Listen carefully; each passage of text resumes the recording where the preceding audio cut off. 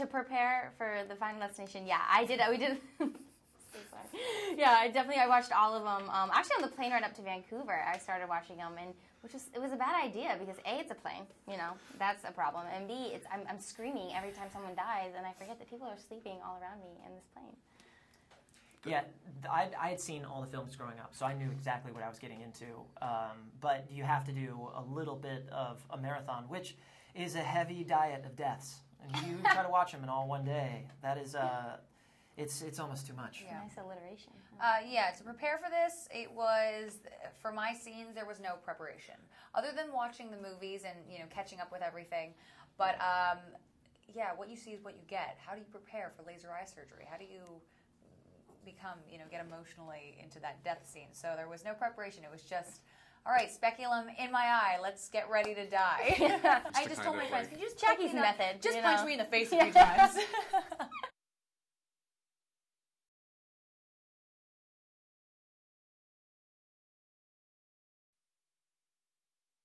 We shot my death scene for one of the days. The first day was from 6 p.m. to 9 o'clock in the morning. And they numbed my eye all night, and the speculum was in and out of my eye probably 70 times. So, yeah, it was grueling because, you know, they'd you have these, not to mention these bright lights on me, this camera that's so close to my face with this just speculum. Oh, well, we got to figure out this lighting. I'm like, okay, guys, we just hang out here with the speculum in my eye, and then the head vice, and it was very tough. Should have been a bit of a lazy eye the next day. I did. I finished at 9 a.m., so I went back to downtown Vancouver, and I was like, hey, guys, that's a little sexy. Yeah. Yeah, complete lazy eye.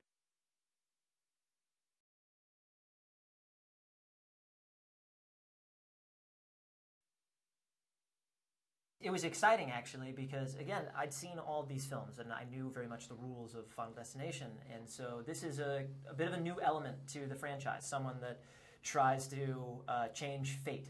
And for him, Peter basically starts out the film with his whole life in order, and he knows exactly how he wants to live and how to get there.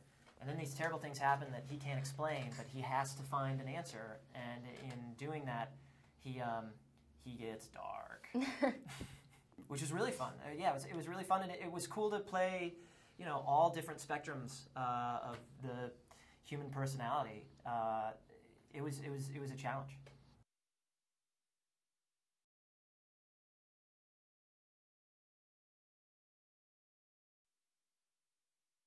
I used to be a gymnast for 13 and a half years, but the day I got the part, I went straight to a gym, put on my grips for the first time in 6 years, and I was like, let's see what I can do. And it wasn't much, Stevie, it was not.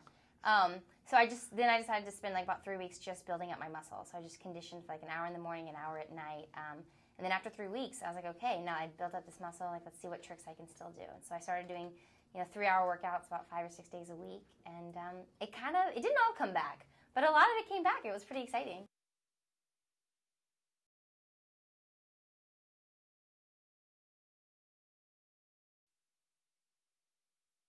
He was just so incredibly passionate.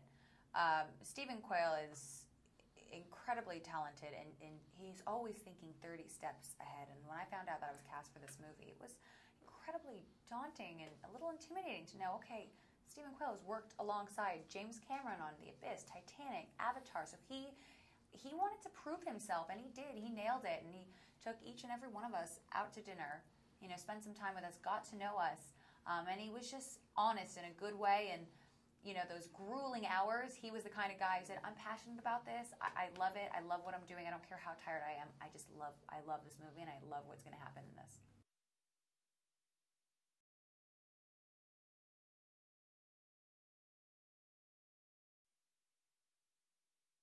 The first thing that he did when we all arrived in Vancouver was he took us to the headquarters of the production studio offices and showed us this previs, which is basically you know, computer animated sequence of that first 10 minutes. So even though we're all kind of stick figures, he showed us exactly how, because you read the script and it's then this piece drops off, then that piece drops off, and then somebody's running, and then you think, okay, well, how's this really going to look?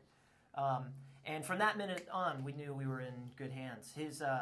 his energy and enthusiasm is just infectious. I mean, he's a self-proclaimed geek in all of this stuff. So it was great to. It was a nice peace of mind knowing that he was definitely going to do it right, and we just followed orders.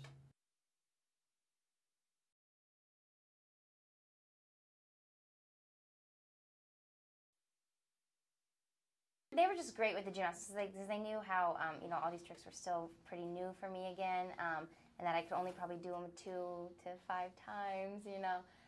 So it was great just how supportive everyone was. And if I would try the trick and I would completely fall, which happened, they'd be like, "It's okay, Ellen. Just get back, do it your best, try it again." So he was great.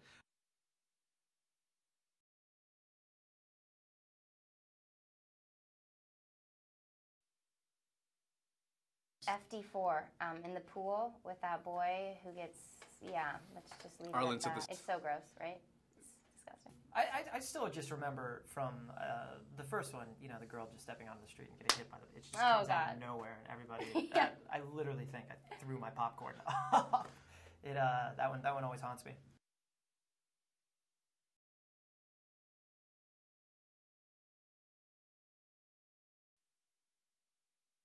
Every day you learn something. Every day you learn, and particularly on this one, I've never worked on 3D before. It's a very specific technical process. So just seeing how, one of the things that I learned from Steven and all of us just shooting in 3D is you have to be super specific with depth, obviously. So moving just a little bit can throw everything off kilter, and then you can't use that, which is different from kind of traditional film.